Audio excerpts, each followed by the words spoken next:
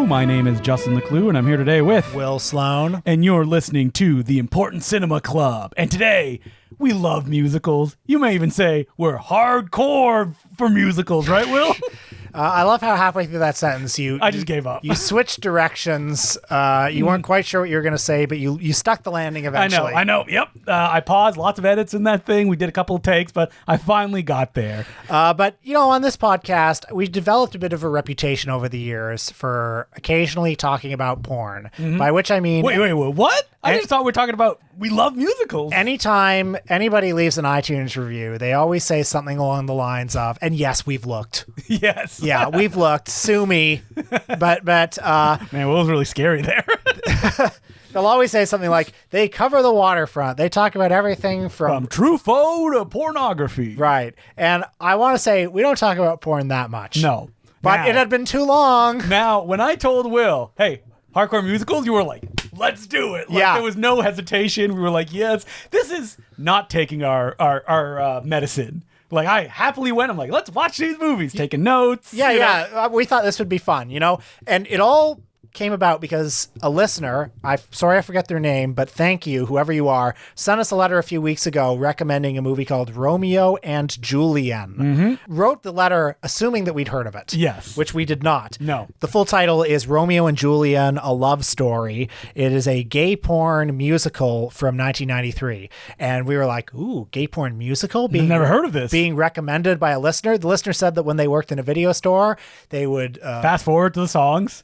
To which I say, that's a lot of fast forwarding at some point. Yeah, and also, was the TV visible while you were fast forwarding? Because it is a pornography in a public place. And so I checked this out, and I was like, these songs are catchy. And then you posted one of the songs on Twitter, and I said, this looks great. We got to find a way to talk about this.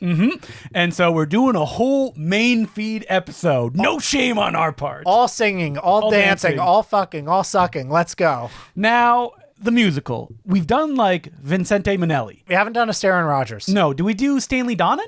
We did a long time ago. Oh, I don't remember that very much. But I feel like musicals are not something that we talk about too much specifically. Like maybe with those directors, even though they may be famous for musicals, we may have passed through their musicals, if you will. But there is a link between the musical and the pornography genres. I believe it was the theorist Linda Williams in her great book, Hardcore, Pain, Pleasure, and the Frenzy of the Visible.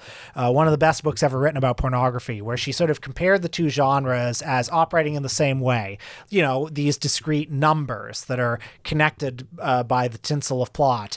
And in fact, in her book, she has an excellent essay where she's comparing the musical genre as it was practiced in Hollywood with the films of Marilyn Chambers, where, there are some that are diegetic musicals, where others are fantasy sequences when the sex numbers happen. Exactly. Like there are some, like the movie 42nd Street, where the musicals take place on a stage.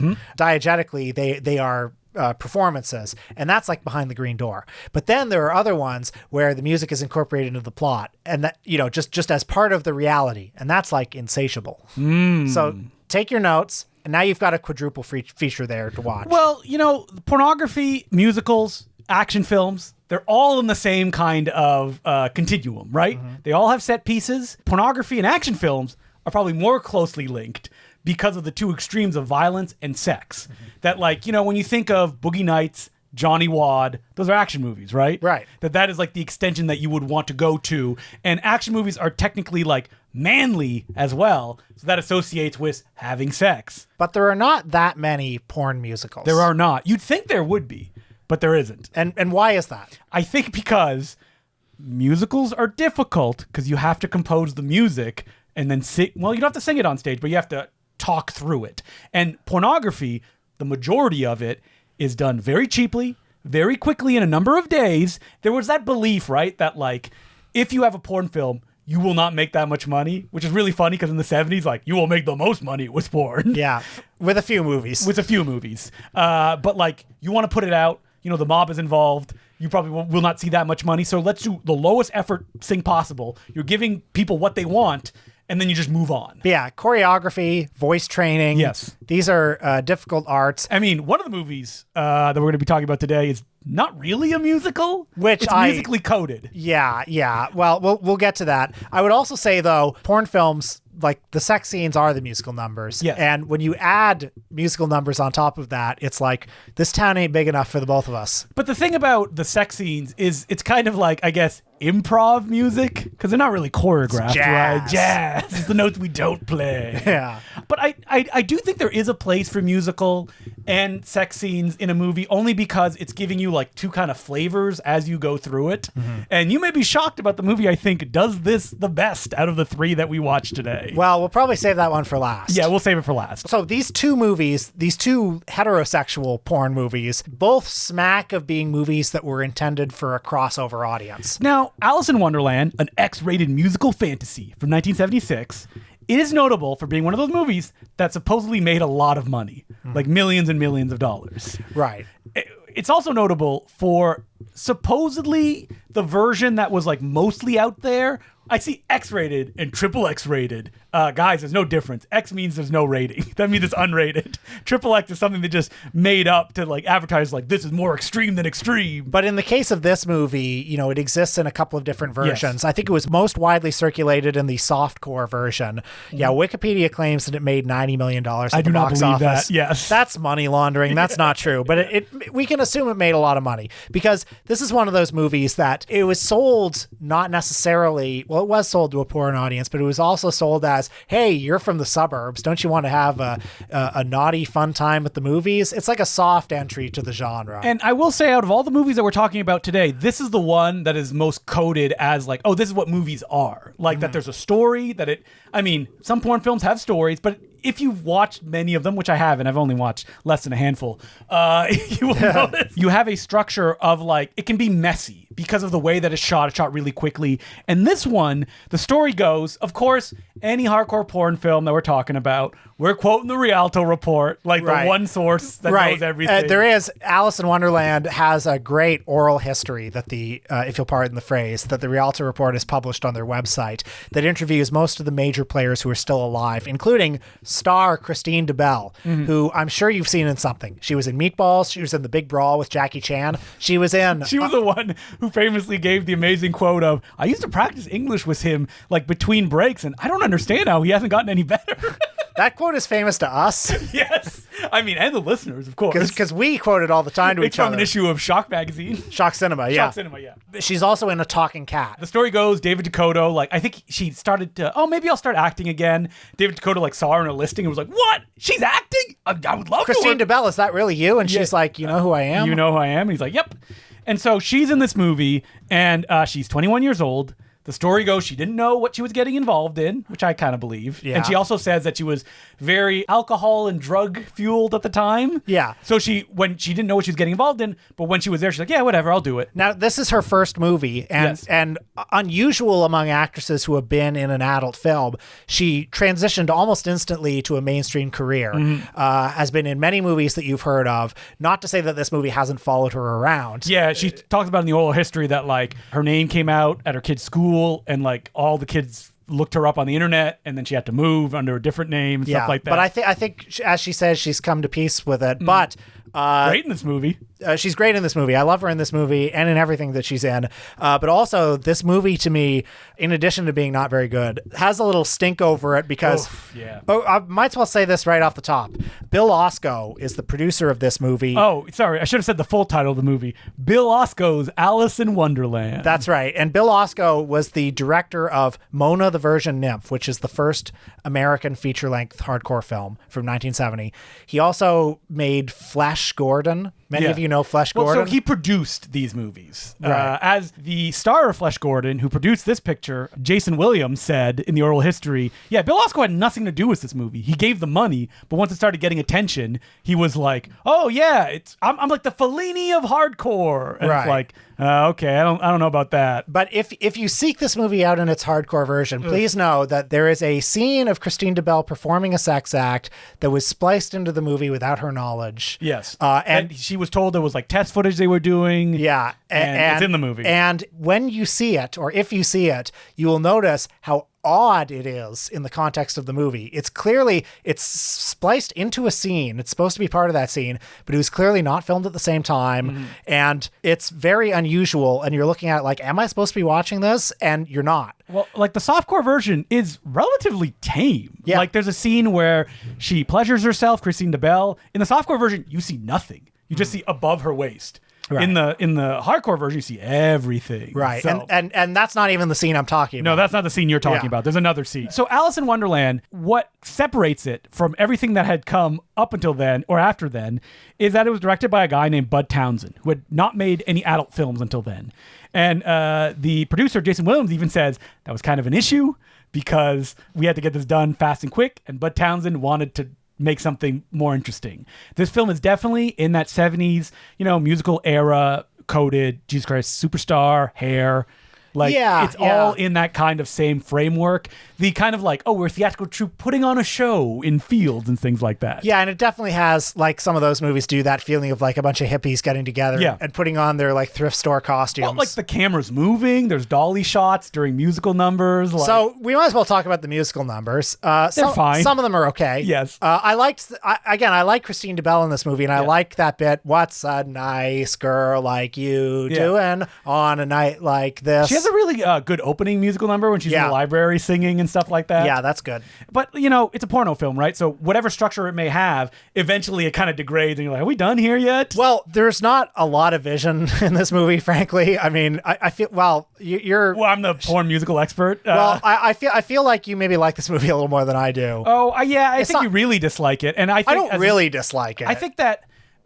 judged on its own, it's fine. It's like 2.5 stars out of 5. Well, yeah, I guess I would agree with that. But I feel like this is one of those movies where it's like Pirates 2, Stag Netty's Revenge, or Dracula Sucks. One of those. I've never seen any of those. You've never seen those? No. You don't know what Pirates 2 is? I know what Pirates 2 is. I've never seen it. Yeah, well... Is there a softcore version for me to watch? Yeah. I don't know if I want to. Yeah. It's just like, every now and then there's one of these like porn films that's intended as, this is the crossover So you movie. don't like that? You don't like the attempt of like, we're a little slicker. Well, I like it as long as there's something actually interesting going on. Okay. Like a movie like Cafe Flash. Yes. Like that's a visionary work. And that had crossover success. Roommates is another good movie. Because the argument would be that like everyone who worked on this production said that like the director did have a vision of like there's big sets, there's horrifying costumes I don't like looking at. Yes. Yes. It's like the whole vision is half-baked and not very good. Because there's no money. And it's like just people painted. And I feel like once you get over like, oh, it's Alice in Wonderland, but it's X-rated, like that joke wears thin pretty quick. So like I know that Flesh Gordon, people don't really like that one that much either. Yes. I haven't seen it in a long time. But that one at least has like wacky special effects for people that go on to do Star Wars. That has some cool claymation in it. Yeah, exactly. Yeah. This one doesn't really even have that. Yeah. And the songs are not good. They're okay. Right. But I'm not like humming them or I want to listen to them again. So at the end of the day, I feel like this is one of those movies that people watch because of the novelty of it, and then they leave it not wanting to watch it again. No, I do need to drop some trivia, like the fact that this was shot by Joe Bardo, who everyone knows who Joe Bardo is here, right? Hell yeah. The co-star of Thrill Killers, but more to my interest, the early mentor to a Mr. Albert Puin when he first arrived to Hollywood. It's all connected, folks. Yep. Has this made me hypothesize with no proof of like, did Albert work on adult films? Because Joe Bardo was working on adult films around the time that like he and Albert were hanging out, and Joe Bardo and his wife would produce Vicious Lips, like the second film that Puin did basically completely independently and unfortunately was not able to finish. And if you watch the movie, you can tell that's the case. Another thing about Alice in Wonderland, I was kind of enjoying it, losing steam at the end, and then like reading up on it, I was like, that just puts a whole stink over it. Like, not fun to watch. Especially all the Kristen DeBelle not really knowing what it was and being exploited in that way. Yeah, and like certain of the scenes being in this movie, I think are like actually a crime.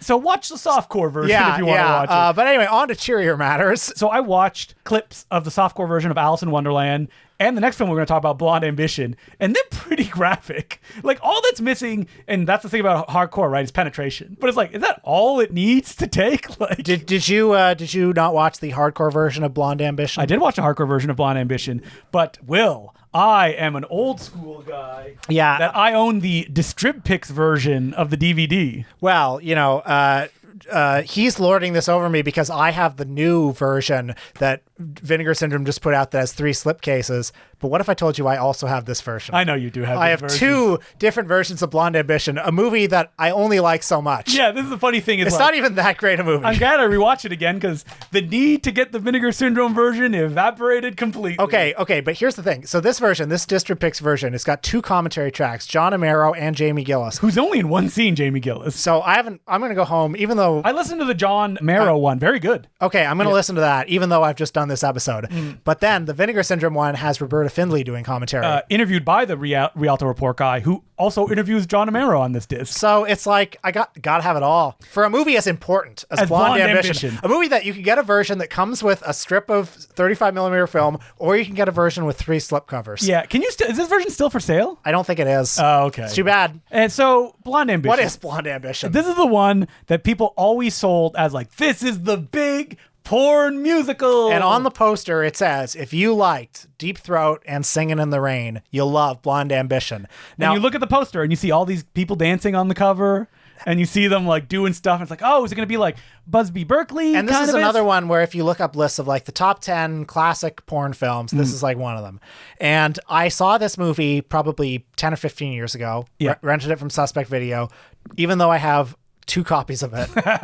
I waited until yesterday to see it a second time. Yep. And watching it, I'm like, wait, where's the music? Yes. This is not a musical. I thought there was music in this movie. And so, like, I was reading a little booklet before I started watching the movie again, and they say, like, of course, because they were a low-budget production, they couldn't afford someone to compose the music, so they had to, I was like, wait, what? Yeah, no, seriously. I get 50 minutes into this film, and I'm thinking, wait, there hasn't been any, and I'm like, there's a little musical number at the beginning. Right. That's it. That's it. And I'm thinking, okay, well, it's saving it up for the big finale. No, there's no big finale. But what the movie has, the movie feels like a musical. Yes, that's the thing, right? Yeah. Is that like it feels like a musical crossed with a British sex comedy. Right. So there's a lot of inspiration from old MGM style stuff. Like Gentlemen Prefer Blondes. The sort of central dynamic is similar to that. And what's interesting about this movie, multiple factors that kind of level it up above, hardcore porn films that were made around this time. Of course, it's shot in New York, which is where all the quality hardcore pornography was filmed. And I mean, I'm on the movie side whenever I see like the characters walking through Times Square, And it was directed by John Amaro and Lem Amaro, 2 gay filmmakers. They were brothers, they were gay, and they made straight erotica. And watching this movie, I thought to myself, these guys are gay. Yeah.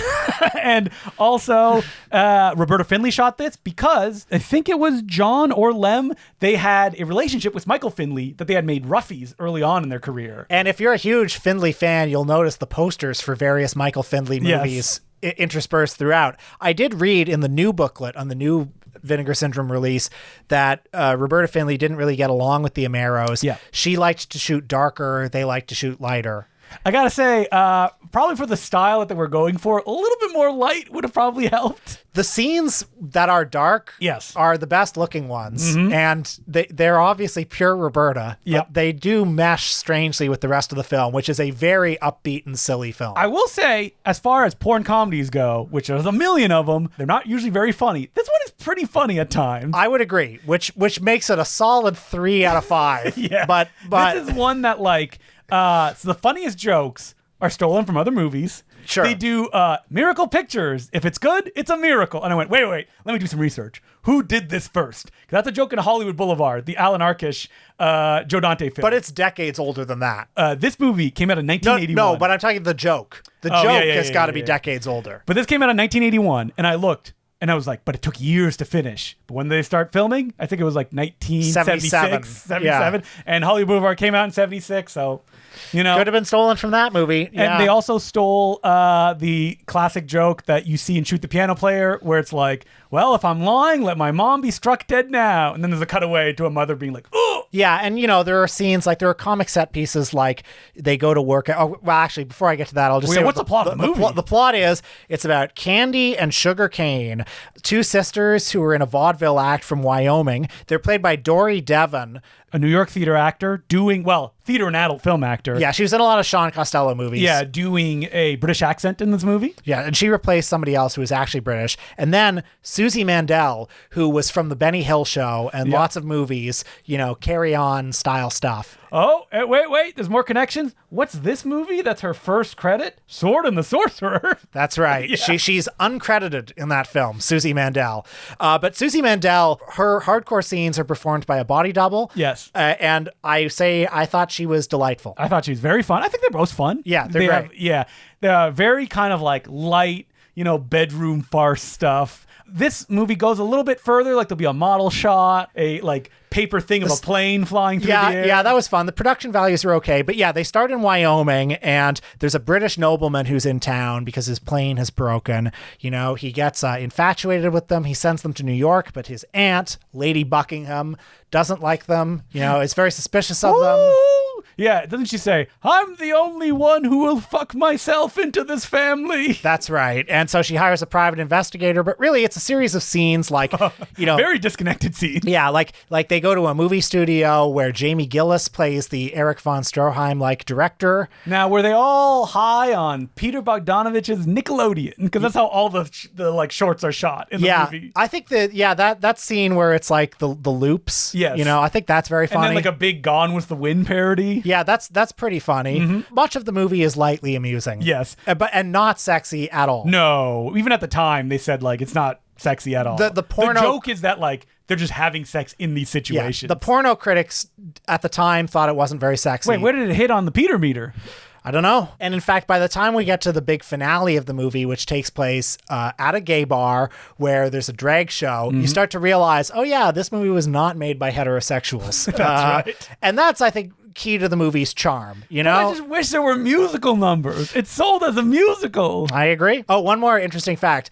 The early Wyoming bar scenes were shot at CBGB's. I know. CBGB's, yeah. By the time we're like in the neighbor's apartment who are gay men, and one of them is played by George Payne. I'm like, what are we doing here? Like, yeah. What, am I watching a porno or something?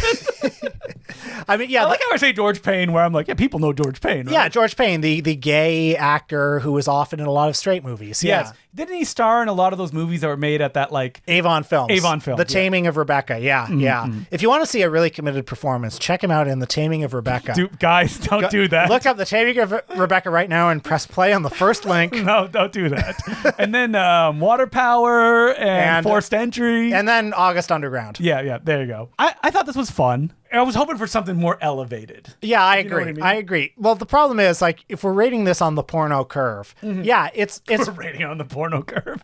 The official Important Cinema Club porno curve. Yep, and the curve is about 4.5 inches.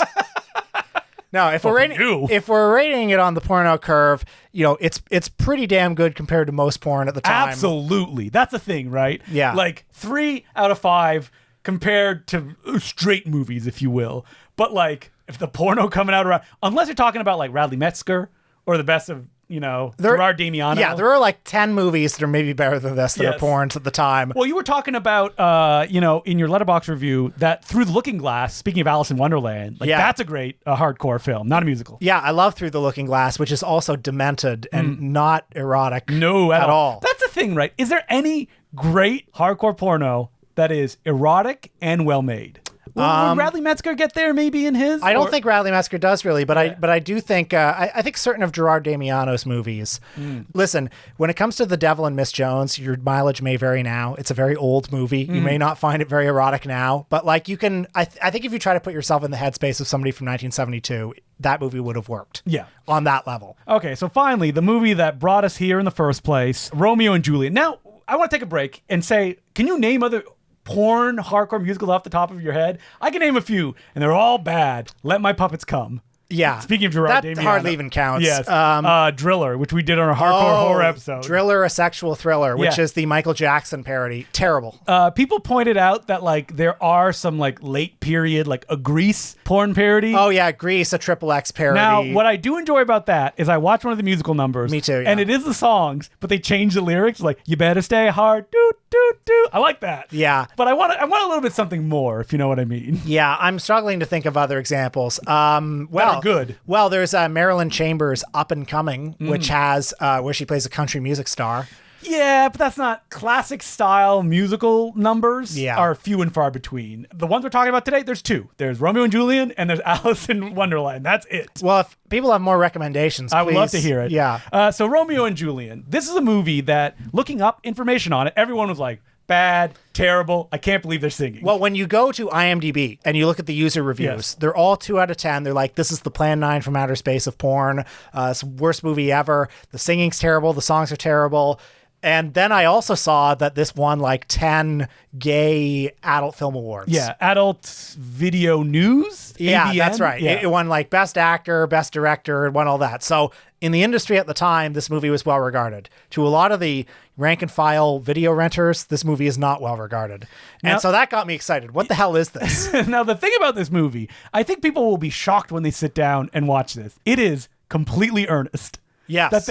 Like the other two movies that we talked about are jokes. Like they're kind of jokey about the scenario. That's usually how you approach it, especially if you think of like a musical thing. This is like a, we just saw some off-Broadway shows, or maybe I even wrote a book that I haven't produced yet. These are the musical numbers in it.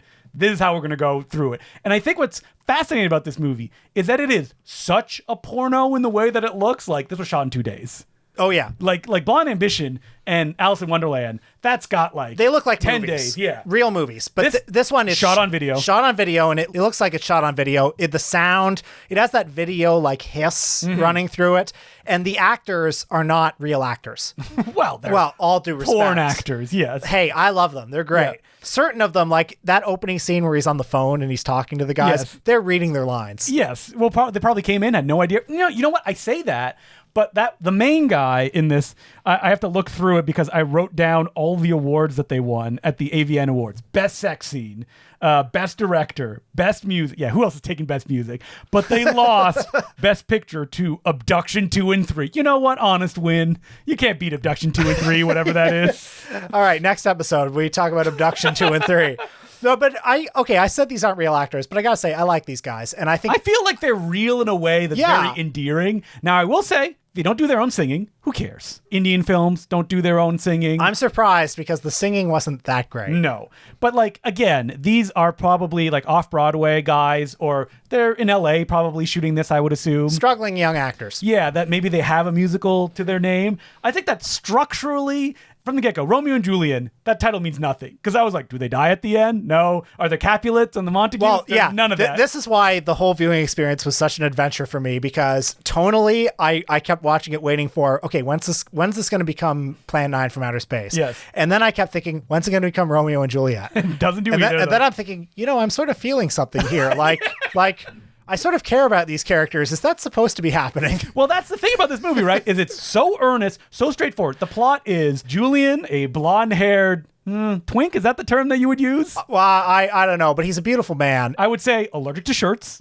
He's Yeah. introduced without a shirt. He rarely wears one. And when he does, he rips it off to sing a musical number. And it's a bit of a study of loneliness and, Yes. and missed connection. It opens with him. He's on his couch. He's calling up his various contacts. They're all busy. Yeah, they have new boyfriends, and they don't have time for him anymore. And he's like, oh, what am I going to do? And he sings a sad song to himself. It's time for a change. I just wanna move on, but I keep getting caught up in that same sad song. Then he goes to the gay bar, which is like, I sorry, I'm laughing. I'm laughing out of admiration because like there is a sense of mood that's evoked at this gay bar. Well, the thing about this whole movie is when I say it feels like a porn film, it's like you got your establishing angle. It's flat. You're never going to look in the other direction. It ain't happening. That's right. But I also feel like the movie sort of leans into that quality where there's a fantasy musical sequence where, take a chance. Take a chance on the one I want. Take a chance. I can't let him slip away.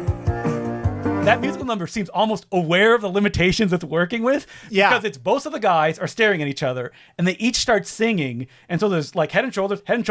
And then there's a very long wide shot of them just sitting there as people in the gay bar are just doing their thing. Yeah, and so it's like the filmmaker is saying, you think that this is stiff acting, that Yes. this is, kind of awkward, low budget stuff that we don't have space to maneuver. Well, we're going to lean into that with Yes. this number. Yeah. Which is about the alienation at this bar. Yeah.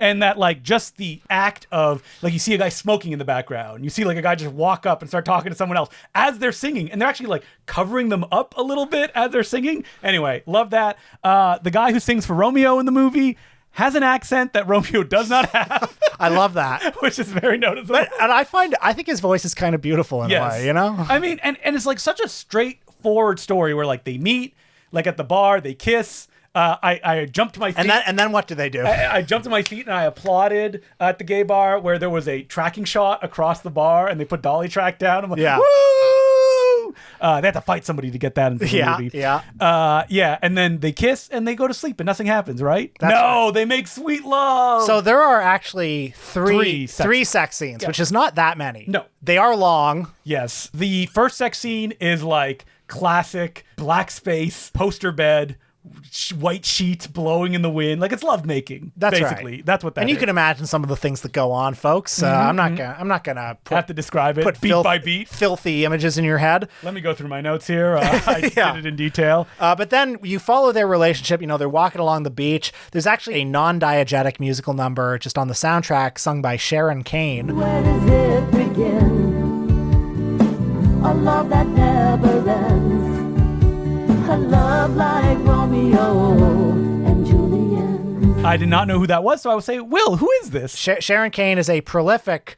I think she's been in like 1,000 movies. Yeah, she's been in like 1,000. Including, and she's unusual. Her Rialto Report interview is worth listening to because she crossed over into gay porn. Really? Like that's why she's involved in this? Both as on-screen and off-screen talent. And she said that led to some stigmatization for her in the industry because, the height of the AIDS epidemic, people regarded that as really low. But anyway, she's an interesting figure, and I think she has a wonderful singing voice. Yep. There's a big musical montage where they're like, walking down the beach, they're like kissing, they're by the pool. Like, there's no joke here either. Like, it's not like, oh, can't you believe we're doing a musical number? Like, it's very straightforward. They grow apart because Romeo, I don't know, he's too scared of intimacy. That's right. So he's working so much. There's also a big orgy scene at the gay bar. And they go to someone's birthday party, and Julian's like, what kind of birthday is this? And then like, he's like, I don't like it, I'm leaving. And then Romeo watches them, and they're all making out, and then Romeo goes, I can't be here either, and leaves, but we stay. We stay for minutes on end as we watch all of the men, I want to say pleasure themselves. They don't look very happy doing it, but they do what's asked for them. I was reading some reviews where it was like reading a Hong Kong cinema superfan being like, oh, I know that's some performer, that's a performer. They were like, oh yeah, I see a Bruce dong hat in the background there. And I was like, oh, cool. Like, there's a whole world to explore. It's like learning a language. You're like, Mars? Who's Mars of the gay porn world? That's right. Who's the Mars of the gay porn world? That's good. And then it ends, well, I won't spoil the ending. Do they reconcile? Do they not reconcile? Yes. You were led astray just as I turned around. Please forgive me, Julian. True love I have found. It feels so good to fall in love, to be in love with you. I wanna hold you. We didn't even talk about the music in this, which is definitely lo-fi. I like it. But I think it's super catchy. Yeah. And that, like, when I'll be scrolling through Twitter, if the post that I made comes up, I'm like, well, I gotta watch it again. Listen to that. One night in my arms is all that I want. Julian is like really dead. He's acting. Oh, yeah. Romeo is like stone cold face the entire time. But I admire this movie. I think this movie creates a certain mood. And I would say that if you want to watch this movie and give it a shot, some of you are going to check this out. You can watch it on YouTube right now, softcore. Someone a year ago edited out all the porn scenes. So there's a 45-minute, softcore version you can watch, or the full-on 90-minute version. All you have to do is, like, when the person sent the email to us about it, I was like, oh, it's not on Letterboxd. Will I be able to oh, wait, there's like 10 links. Yeah. Just search it into Google, Romeo and Julian, 1993. But watch this movie with an open heart. Don't go in... like wanting to laugh at it. Yeah. Yeah. I would agree with you. I can't think of something equivalent to this that is so, we're shooting a porn film, but we're also very kind of earnest in the way it's presented. Interestingly enough, the director had a like gay porn production company, and all his credits are gay porn films as well. So I wonder how this came about. You would think something this weird would have like an article about it or something like that, but I guess you Is need the a director Rialto still alive? Can we find them? I don't know. Like, I searched and I couldn't find any information other than like his name, or he's credited under Sam Abdul. Thing is, enough people listening listen to this show now that word might get back to him. So, folks, if you know who directed this movie, please let him know because we'd love to talk. I'm assuming it's a him. I'd be curious to know if this has like a cult following in gay circles because from what I could read, it didn't really seem to have that. Like, maybe something. Obviously enough that someone edited a softcore version of it, which like there's like a fan base out there. But even if you look at that link right now, it has like 100 watches. So it's like no one's really, because why would you watch a softcore version when the real stuff is up there, right? Hell yeah. But I feel like this is one that like could easily become more of a cult film, if you will, within these circles. Where is our Saturn's Core release, I guess, because it's shot on video? Yeah, Vinegar Syndrome. And let's get like a big like $70 vinyl yeah. with the songs. Well, someone tagged a company that releases vinyl records of kind of like gay themed things, being like, hey, we need you on this. And they responded, yeah, someone offered to us and we already passed. And then maybe they saw like everyone watching. They're like, but our minds could be changed. So, well, somebody snapped this up. do I want to be the guy that's like, I'm the one who brought attention to Romeo and Julian? It's like maybe like someone who's gay could do that, except for me, not well, me. Hey, listen, you're doing Lord's work. I think Golden Ninja Video should put this movie out. I would love to put this out if I had access to it. Like, I know you're joking, but like this would actually interest me. I'm joking, but I'm not. Because I would love to get people who know this stuff, like even like historians and things, like to talk about the scene. What was it like in the 90s doing this stuff? You know what? I would like to know, are there resources like that? Is there a Rialto Report? I know the Rialto Report has done a lot of stuff on gay film. Is there an equivalent to that? Because I would like to read it. Yeah, me too. Because like this, I think gay porn is like the final frontier of like cult film stuff. Because it's the most abject seeming genre, or like it's been regarded that way. Yeah, you mean like kind of devalued, if you will. Exactly. Yeah. But imagine what it's like to make these movies. I mean, imagine what you're up against. Imagine the sorts of budgets and the resources you have to work with. Mm-hmm. Imagine like working in this genre for like what sort of glory do you get from working in this genre? In the 90s, like shot on video. Yeah, I mean, that's fascinating to me. All right, so if anybody knows, let us know. And hey, send us letters to Important Cinema Club Podcast at gmail.com. And thank you very much for people's reaction. They very much enjoyed that letters episode that we did last time. I put a list of the trans filmmakers that one of the letter writers sent in the body of the description of last week's episode. Someone made a letterbox list as well, which I think is probably more easily accessible of finding that kind of stuff. So thank you very much, the person that did that. So we do have some letters here. And our first letter is from John. And it goes, Le livre de cinéma en français. Bonjour, garçon. Puisque ce courriel est en français, bonjour seulement à Justin. Justin, tu as mentionné dans le passé certains livres de cinéma que tu adores et qui sont disponibles exclusivement en français. Je suis anglophone américain. You're getting all this, right, Will? Yeah, totally. I took French up to grade 9. All right, so the letter writers asks, I'm an Anglophone American, and I'm currently learning French for 2 years because he wants to move to Canada one day. I mean, you don't need. And he says he already has the competence to read books. And he asks me, what are some of your favorite French books that you prefer? He really loves the show. J'aime l'émission et félicitations à toi, Émilie, sur la naissance de votre enfant. J'en ai 2 et la vie d'un parent est difficile mais incroyablement joyeuse. Jean at Chicago. He says he loves the show and congratulations to Emily and me on the birth of our child. And he has 2 and that it's difficult but incredibly joyous. Books in French. Will, what are some of your favorites? Well, actually, I say this. I know you own books in French. We literally just bought books in French. This is actually what I'm going to bring up. So Robert Flory, who we talked about in the public domain episode. And I messaged, because I went, I remember Robert Flory wrote a bunch of books in French that I saw at the York Library. I should get those. I wonder if they're available. He wrote a lot of books in French. Yeah, so Robert Flory is the director of such films as Murders in the Rue Morgue with Bela Lugosi, The Beast with Five Fingers with Peter Lorre, The Coconuts with the Marx Brothers, many other films. Very visually dynamic filmmaker. He is also the assistant director on Monsieur Verdoux with Charlie Chaplin, with whom he had a contentious relationship. And he also wrote many books about film. He was like one of the early movie brats, if you will. Like, he loved Hollywood. He was a buff. So he has a book called 2 ans dans les studios américains. Oh, I'm so excited to read that. Yeah. It was written in like 1929, and it's about his 2 years working in the American studio. And I just ordered a book that he wrote about Charlie Chaplin, which I think is more of a critical study than a personal history. It is a critical study? I think so, but that interests me because, like, what does he have to say about Charlie Chaplin, someone that he had, again, a contentious relationship with? Well, their relationship is interesting because, like, Robert Flory was so visually dynamic, very expressive, expressionist in his style. Charlie Chaplin, for all of his virtues as a filmmaker, not somebody who was very fancy with the camera. And so, and also somebody who didn't really keep up with technological change. So the two of them locked horns a lot making Monsieur Verdoux. So it'll be interesting, to see what they saw in, what he saw in Chaplin. And Robert Florey, a lot of his books have not been cataloged very well. So they all have titles like Hollywood Zero or Hollywood, the early studio years. And I was like, is this a different book? Is this a compilation? No one has kept track of these. But what's good about no one keeping track of them is you can get like the first printings for like $10, $20 online, because there's not that much value to them, except for us Florey heads. Remember when, you didn't read that David Del Valle book, right? That I mentioned? Oh, I think I did though. The one like Lost Horizons beneath the Hollywood sign. There's a whole chapter of him visiting Robert Florey's house. Okay, I think I did visit that at the time. That book's great for the chapter on Paul Marco. Yes. Kelton. But like he goes to Robert Florey's house, and Robert Florey had like the world's largest collection of Napoleon artifacts.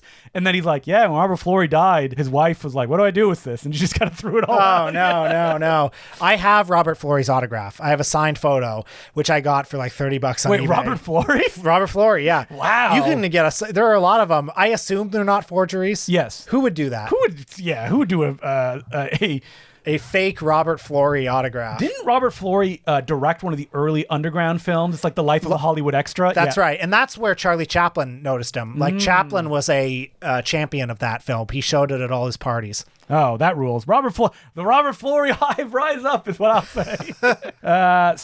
Other French books. Anything by Bertrand Tavernier. He has two of them. I've talked about them a lot. One of them is Amis Américains, American Friends, which is one that I still don't know why it's not been translated into English, where it's him throughout his career. He worked as a press agent for a while, so he got to interview like John Ford, John Huston, and then he also got obsessed with the Hollywood blacklist, so he interviewed like all the screenwriters who have been blacklisted, and it's a gigantic book. It has more than 1,000 pages. I have the illustrated edition, where it's like all the he interviews Joe Dante and Quentin Tarantino. Love that book. And also, basically, Bertrand Tavernier, the director and film critic's magnum opus, which is the Dictionary of Cinema, which are all critical essays about directors and screenwriters, and it's 2 gigantic volumes. When he passed away, he was actually working on a third one that unfortunately never came out. There was that other Cahiers de Cinema critic who died fairly young, right? He had not Robert Benayoun. No, it wasn't Robert Benayoun. It was the other guy. He had very controversial opinions. He worked for Cahiers de Cinema, I think. His book is called like Postcards something. I'm like ringing a bell. There's at least one person listening who knows. Yeah, you absolutely know who that is. Right? Jump on the Discord. Let us know. Also, that I know that Bertrand Tavernier and him were like not head to head at the time. So, as far as other French stuff, I really like Edmond T. Greville's biography. We did an episode on him. He has a great biography. Like Robert Florey, he was like on the ground floor at all of the, he knew all the famous people. He was making movies all in those circles. He was a fiction writer himself. He wrote like early experimental novels. And these are all books that were also published through. Bertrand Tavernier worked for, or was the president, I believe, of the Lumiere Institute. And he picked out all these filmmakers and he's like, can you write a biography, please? The director that was kind of like Mario Bava's mentor-ish, or they work side by side, Ricardo Freda has a great biography too. The weird thing about biographies in French is they're often written as oral history interviews, and that the way that French is written out is they do not signify who's talking. I find that very annoying. Like when I read books, and they're all like this. They try to do little tricks, but it's like, just put who's talking so I know who it is. But they're like, stylistically, that's not how we do it, so sorry, we can't. Because you just do it with a dash. It's a dash, and then like the dialogue that they say. There's probably more. I'd have to go to my library and look at them. But yeah, there's some books to get you That's started. more recommendations than any other film podcast is giving you. In French. Yeah. What other film podcasts are going for the 10-minute Robert Florey digression? Which followed a talk about hardcore musicals. This is, I still think we win, you know? We win. So thank you very much for that letter, and I hope it leads to many other things. So, as per usual, send us letters and porncineclubpodcast@gmail.com. On the Patreon this week, more Neon Genesis Evangelion. Neon Genesis Evangelion. Oh, wait. No. This week, it's actually more Uwe Boll. Oh. Neon Genesis already passed by the time this posted. Got it. Well, hey, listen, we are doing that on the Patreon, though. We're watching Neon Genesis Evangelion 4 episodes at a time. Will, I'm doing my best. his brain is like growing with each episode. But the Uwe Boll film that we watched, In the Name of the King, A Dungeon Siege Tale. Yes. After I listened to the Uwe Boll episode that Will and Mark watch, I said, Will needs to watch Uwe Boll's longest and most expensive film. And then we Boy, did. Did we ever? Yeah. You want to hear us rant about Burt Reynolds, Matthew Lillard? Hey, maybe the movie's good. You don't know. You'll have to. You'll have to maybe we sign come up. out and Will's like, you know what? Maybe Dr. Boll, I read a little wrong. We're a little harsh on him. Yeah, it could be. You don't know. You have to sign up at patreon.com/The Important Cinema Club to find out. So next week on the podcast, we are traveling back to the continent of Africa.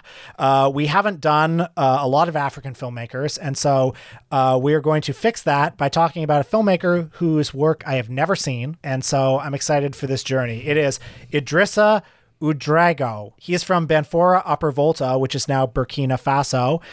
We're going to watch Yaba, The Law, and Sambra Traore. All right, sounds good. I love when you look on Letterboxd.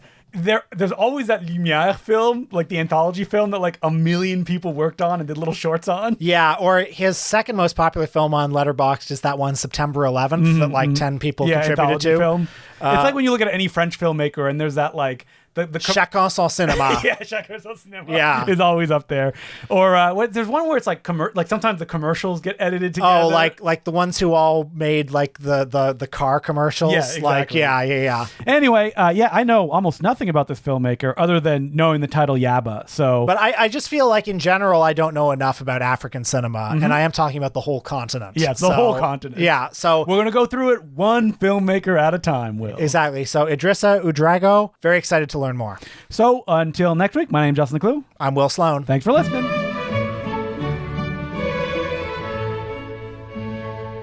As per usual, I would like to thank some of our new patrons, who include Thomas Garton, Calvin Vaughn, Dried Plum, Greg Eggbean, Anna, Charles Davey, Maka Naitepisanon, James Majur, Felicity Shagwell, Patrick McNally, The Letter C, Alex Gillander, Neil Mac Giola Chomgale, Sasha Kingston Wayne, Matthew Bookin, Vyacheslav Dropkov, Marky, Misash, Aiton Benzian, Captain Tom Perrone, and Nathaniel Pickens. Thank you very much for becoming patrons. We could not keep doing this without you. We have a few things to talk about. The first thing I want to say is I was in Ottawa on the weekend. Oh, yeah. And I went to the Mayfair Cinema. I love the Mayfair Cinema. The Mayfair Theater. And it's Ottawa's great repertory cinema. I've been hearing about it for years. For me. From you? Yes. Because you had been before. I had. Now, frustratingly, it opened the year I moved away to Toronto, but it was opened by Lita Marb, who is the director of Jesus Christ Vampire Hunter. And as I've said before, the inspiration for me to start doing podcasts. Because he did Drunken Master Review, which was a Carlton Radio TV show where it was just him and his friend shooting the shit about movies for like an hour. Last weekend, Friday nights, they do a lot of cult stuff. Or is it Saturday night? I can't remember. Saturday night. Saturday night. Yeah. And I saw Beneath the Valley of the Ultra Vixens by Russ Meyer, which was... To a packed house. I wouldn't say that. Okay. But hey, some of the hardcore were there, and we all had a great time watching a Russ Meyer film together. And I love the theater too. Yeah, I love that theater. It's pleasingly junky. Yeah. It's got like a big, Humphrey Bogart like dummy up in the balcony. Does it? I don't think it was there when I was there last time. I'll show you a picture that I took later. A lot of cool memorabilia, autographed photos through the lobby. The concession stand is like a classic movie theater concession stand. Lita Marb, I don't know if he still has it there, but I think he had it when I went there. He is the biggest Jackie Chan fan. Oh yeah. So like I remember when Jackie came to the famous Toronto Story, we always say, Lita Marb was there. Because I remember seeing him stand up and being there. So, oh man, yeah. If you're in Ottawa, you gotta check out the Mayfair Theater. I've been there. I've seen like a screening here or there. I saw weirdly Man on a Wire, the Fassbender film when they played it. World on a Wire. World on a Wire. Yeah. Not Man on the Wire. That's the classic documentary. Yeah. Made into the successful Robert Zemeckis film, The Walk. That's right. And also, I spent a whole night there doing Ben Ruffett's VHS marathons that he did. He did 2 of them. Me and my brother went. Joyous affairs that were like, I can guarantee you I talked about them on the podcast and probably Back Matter, but it was like a sleepover because we just had free reign. We're going up into the projection booth. We we were like running around, like buying food, just hanging out, falling asleep. Anyway, such fun. Love the Mayfair and love what they do. Did they do another screening after? Well, yeah, Saturday nights, and I just couldn't make it this time, but next time I'm in Ottawa, I'm going to do this. Saturday nights at midnight, they have a secret screening. So you don't know what it was on Saturday? I don't know what it was, but I have heard from people who live there that it can be anything. Sometimes it is porn. Really? You know? So what if it was like License to Steal, like an action film? Because I know Lita Marv has a print of that. I know that whatever they showed, it was great. Oh man, what a bummer! You couldn't make but it. next time I'll be back, and next time I'm going to go. And we didn't even talk about, because last episode was with Violet, that of our Bloody Moon screening that we had. Oh, that's right. Our screening series at the Fox Theatre in the East End of Toronto. We showed Bloody Moon, Jess Franco's film. Yep, and a lot of people who had no idea who Jess Franco was, we tried to give a contextual introduction, and what was great is that so many people came up to us afterwards. They're like, I got to check out more of these Jess Franco's films, to which people were like, good luck. Yeah. Well, we picked Bloody Moon because it's That's one the of most approachable It's one of the easier ones. Yeah, I guess you would go Bloody Moon, Faceless, if you want to kind of ease yourself in, or Bloody Moon, Vampiros Lesbos. Yeah. Get it kind of pure and like the best that it can be. Or what is the one? Succubus? Succubus is good. We gave out a little program of like 10 movies. Yeah, that Will wrote of like which ones are like, if you want to get into them, what are they? But if you go to like Bloody Moon, female vampire, I think people will be like, huh, what's this? Okay, but what I will say is Jess Franco fandom. Yes. It's like, this is how it's always been. Yeah. You watch one, you think, and then you go to the other one. this is pretty good. Then you watch a bad one. Then you watch another bad one. Then another bad one. And then you watch a good one. And then you're like, wait a minute, what's going on? Then you watch a bad one, then a good one, and then a good one, and then a bad one, then all of a sudden you're in. Yeah, you're in. Thank you everybody that came to the screen. Lots of laughs, a lot of enjoyment. Had a great time on one of the coldest nights of the year. Yeah, very, very cool. And hey, we actually made a profit. We did. Not bad, huh? Yeah. A whole meal. Yeah, for Bloody Moon. Yeah, we got to go show Bloody Moon in a theater and came out with a couple of $20 bills in our hands. That's not bad. Yeah. Very much appreciate it. And, speaking of Jess Franco, though, something that Will brought up recently is that someone recently told Will, do you even like movies? Like, don't you just hate everything? People say that. People have said this to me all the time, too. And it's not people I know. It's no, people, it's always people strangers. online. Yeah. And I think that, like, maybe people listening to this feel that way about me and Will. And I think it all comes down to, if you're putting your opinion out there, you're writing reviews, and someone sees one thing that they like and you don't like, or maybe more than one, 2, 3, then that has been, like, cemented. That's it. This is something that I now wrestle with. Maybe you feel a version of this, becoming a very, very, very, very, very minor public figure. It's like when you have opinions that are out there that people who are not you see. Yeah. And like they can see one thing and then that defines you. I know, but you can't do anything forever. about that. And you can't. And that's fine. That's why, like, hey, they did an episode on pornography. All right, I'm not gonna listen to any more. That's what they do, right? That's the main thing. Like, you can't get away from that. But you know what it really is Letterboxd. Yes. You know what? Someone once told me this maybe 8 years ago, and it like really got under my skin. Letterboxd did not exist. It was just me posting on Facebook, like reviews and stuff like that. And they're like, yeah, but you don't like any, and they'll just drop it like, yeah, but you don't like anything. And I'll be like, huh, what? But then there's the opposite too of you like everything. Do people say that to you? Mm-hmm. Yeah. Mm-hmm. Yeah. They'll be like, oh, Justin is just nice to everything. Like and I was like, am I? I feel like I'm pretty critical about some things. Well, with Letterboxd, what I found is the reviews, and I have comments turned off. Heaven, yeah. Okay, so I gotta say, sorry, guys. I gotta say that I turned on comments just for my Captain America review, just so people could post, and then like you could see and it would get more attention to it. And then like I just forgot to turn it off, and people started to post like snarky comments on other stuff. I'm like, all right, we're out. No, thank you. Well, yeah, that's the thing. It's like if I'm on Letterboxd, I just want to be posting for me and my friends. Yes. And 18,000 of my closest friends. But no, like other people can look at it, yes, and that's great. But I would really rather not think that people are seeing it. Yes. So I'm just saying, it is an issue about, being a very, very minor, very minor public figure. But I think it's the thing I like to say when people ask me about the podcast and stuff like that is that, like, yes, maybe we don't have that many fans. We have some, but most of them try to understand and come from a perspective of like, oh, okay, like I like them, so I'll listen to them and I get a general idea of them. It's not that person telling you like, you don't like anything. They saw you in passing. Well, yeah. And what happens is on Letterboxd, you write a review of the most popular movie in the world right now and you don't like it. Yeah. And that's the review that all those strangers see. Oh yeah. And then that defines you to 1,000 strangers. What is And not all my reviews of porn movies that I like. no? But then those people who come on in passing are like, oh, we'll just watch pornography, right? Yeah, and I mean that's the other problem. Yeah. These are not serious problems. These are to not have. serious problems. That's why they're all the way at the end of an episode. Yeah. That only the real hardcores would listen to. I want to ask you a question now. What is your most liked review on Letterboxd right now? Usually there's 2 at the top. It's In the Mood for Love. It's In the Mood for Love? Okay. And it's not. Wait, and you stole my joke from that for that review. I did not steal your joke. Yes. Where I'm like, they should just fuck already. Did you say that? I did say it on the episode that we recorded Okay. about In the Mood for Love. Okay, well, hang on. I dispute that this is plagiarism because you said that, and then 5 years later, I watched the movie. And you thought that. And I yeah. thought, it'd be funny if these two just fucked. Yes. But let the record show. But that, all right, I would like residuals.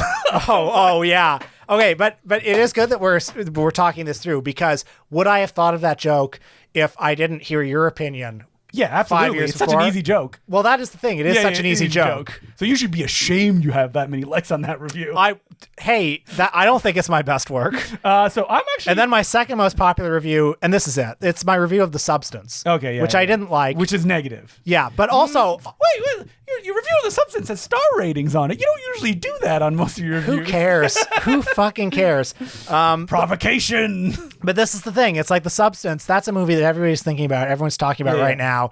I do not think of The Substance. Here's the thing about The Substance. I don't think anyone's talking about it right now. It feels like there was a pocket of like everyone talking about it. Are people still talking about it? It's up for Best Picture. You know what I'll say? Thousands. Let me lean back. Still haven't seen it. You haven't seen it? No. Great. You know what? I'll see it later on. I'll be like, yeah, it's a fun Brian using a Splatterfest. That's it. Yeah. You know what's great about Letterboxd, okay? Yeah. So this review of The Substance You know has, what really grinds my gears? it has over 5,000 likes. There's no dislike, and they can't quote tweet you. So and comments are turned off. So I don't know. Probably everyone just likes this review. Yeah, that's right. Right? I mean, so my most popular one, Hundreds of Beavers, surprisingly. Well, because you were in on the ground floor. Yes. That's also important. If you review it early. Well, so what's funny about this movie is it had already been out for a long time at that point. It had played online, and just Peter showed me a screener that he had, and then I wrote this review. And the guy messaged me and said, "Oh, thanks so much for writing that too." And he said, "We'll send you a box of stuff." Still looking in my mailbox, nothing has arrived. Wow, shame. And also my review for The Holiday for some reason. Yeah, it's never. I mean, you don't get to choose. No. I mean, one thing that also made me turn off comments was I've talked about it before, but my review for a mainland Chinese blockbuster, which I gave yeah. like 3 stars out of 5. And just like Not bad. hundreds of comments being like, you don't understand it, like you imperial pig. You know, okay, this is the thing. It's like the comments are turned off because I don't want strangers telling me I'm wrong. No, that's all strangers will do. But Yeah. you know what I want comments to come back to? IMDb. Why? Because all the filmmakers used to show up in those comments. Oh, like the message boards? The message boards, yeah. Well, the message boards, like, you'd scroll down to the bottom of the IMDb page. This is so long ago. People probably have no idea what we're talking about. And there would be like threads of like, is there nude footage of this movie? Oh, well, that would be every movie on IMDb would have. I don't understand the ending, and is there nudity? Those are the two things that people would ask. Every now and then there'd be like a really indie film of like the filmmaker coming in and like answering questions about it. It's like, oh wow, or I didn't know anybody cared about this. Like, and that's gone now. I am acutely aware that, like, for certain kinds of movies, they will see it. Of Like the filmmaker? Yeah, like I'm very aware if of you that. review their movie and they're not Tom Cruise, they will see it. Here's the thing that I say to people who are reviewing low budget films. Don't be a jackass. If you don't like the movie, don't give it a star rating.